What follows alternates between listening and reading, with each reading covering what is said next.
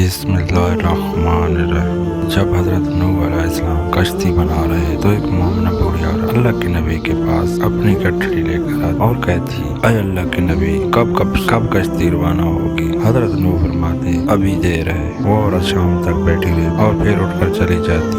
एक दिन हजरत नूह अलैहिस्सलाम ने फरमाया, आए औरत, जब जाना हुआ तब तुम्हें बता दिया जाएगा। ये औरत वापस चली गई और इंतजार करने लगी, कब नूह बुलाएंगे। इस तरह अजाब आ गया, कश्ती रवाना हो गई। लेकिन हजरत नूह अलैहिस्सलाम ने इस औरत को ना बुलाया। ज़ाहिरी तौर पर नूह अलैहिस्सलाम को इसको बुलाना भुला दिया गया। जब तूफान थमा तो एक दिन हजरत नूह अलैहिस्सलाम के दिल में मोहब्बत उठी, इस शहर को देखूं जहाँ से चला था। वहाँ आए और करीब जाकर देखा तो एक झोंपड़ी में दिया जा रहा था। हजरत नूह अलैहिस्सलाम ये देखकर चौंक गए। रूए जमीन पर कोई ऐसा घर भी है कि इतने अजीम तूफान के बाद भी जिसमें चिराग जल रहा है। उन्होंने वहाँ तकबीर बुलंद की तो वो औरत सामान लेकर आ गई और कहने लगी, या नबी अल्लाह, क्या कश्ती तैयार है, चलें? हजरत नूह अलैहिस्सलाम ने हैरत से उसको देखा और कहा, रुको बुढ़िया, क्या तुम्हें कुछ भी पता नहीं चला? वो कहने लगी, या नबी अल्लाह, क्या नहीं पता चला? कहा, इतना बड़ा सैलाब हुआ है, बारिश आई, तुम्हें कुछ भी पता नहीं चला? बुढ़िया कहने लगी,